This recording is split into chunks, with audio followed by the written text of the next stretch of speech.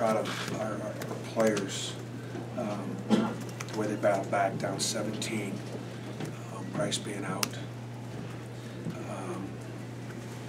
Could have folded our tent, but we didn't. And this environment was just tremendous. Auburn Arena.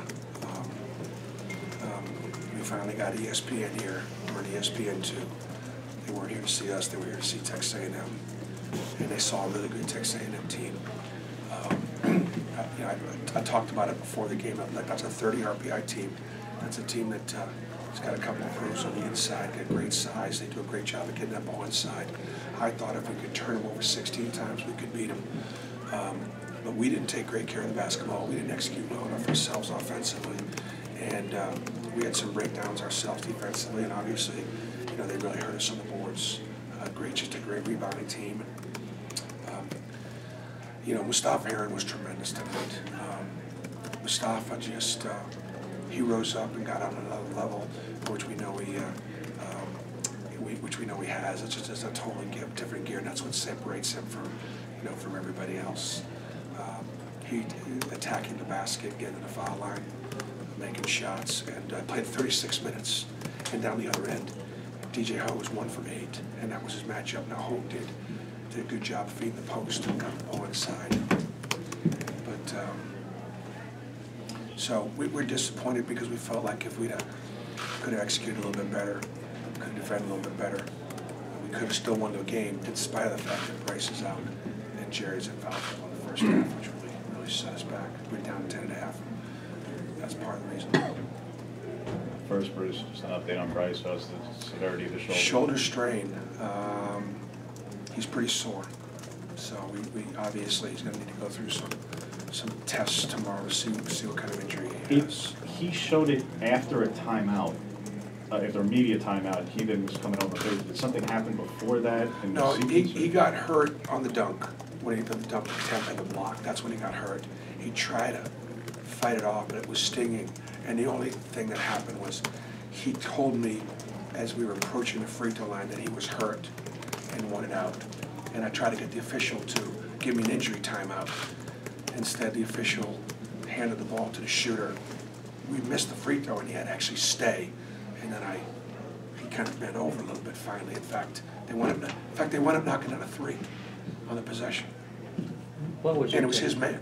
Couldn't raise his hand. What was your take on the final sequence where they reviewed?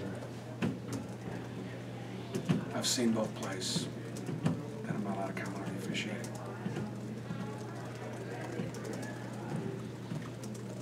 Bruce, what do you think of your teams as a whole presence of mind, especially in the final minute across the board? On one hand, you have Horace knock down free throws. On the other hand, you had a possession where Jared turns it over. On the other hand, you had a possession where there's 10 seconds left on the shot, 11 seconds left on the shot clock. They inbound the backcourt, and Jared commits a foul with 6 seconds left in the backcourt. Yeah, I think. Can we take that one at a time? It's a lot of stuff in there. There's a lot of good, but there was some trouble. Yeah. Obviously, Horace stepping up and making free throws was huge. We had a foul. We had fouls, a couple fouls to give, but when they did throw the ball in the backcourt, we shouldn't have fouled. The turnover, Malik Dunbar did not hand it off to Jared. He kind of flipped it to him and didn't execute. And you got to execute that. It was a simple little DHO. Horst again steps up and makes his free throws. And even on the last second shot, we didn't execute it properly.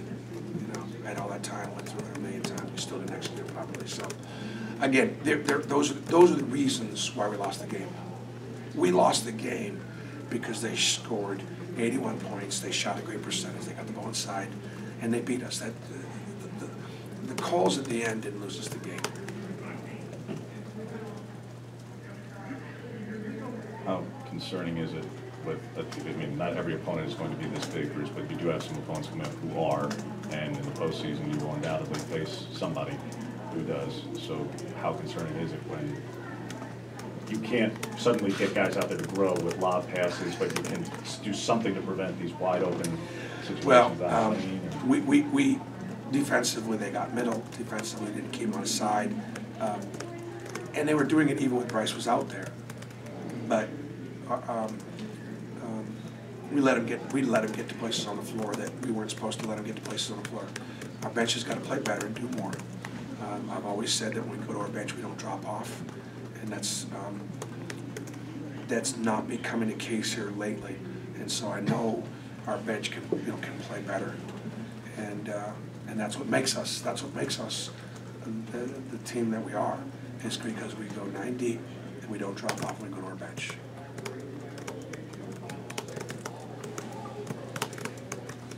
What's the message for Anthony and Horace when they're playing these bigger guys and maybe struggle a little bit? Well, I thought they did a really good job trying to get around. You can't play behind them. They'll dump it in there and just destroy us.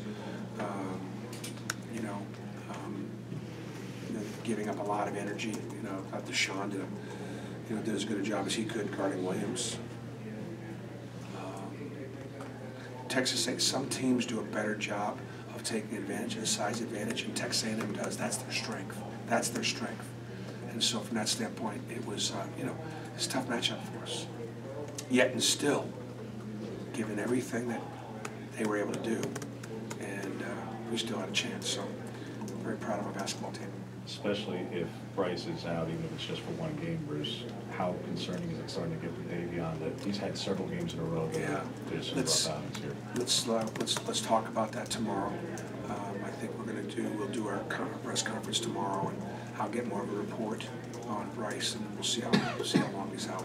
Bruce, you've talked about freshman moments with Chuma, but is that a moment where is he supposed to take that charge, or would you rather have him go straight up and try to? No, his foot was in the circle. His foot was on the line. The ball was gone. So it's tough. I would say the one thing I'd just say is what you want to try to do is again along the lines of making plays.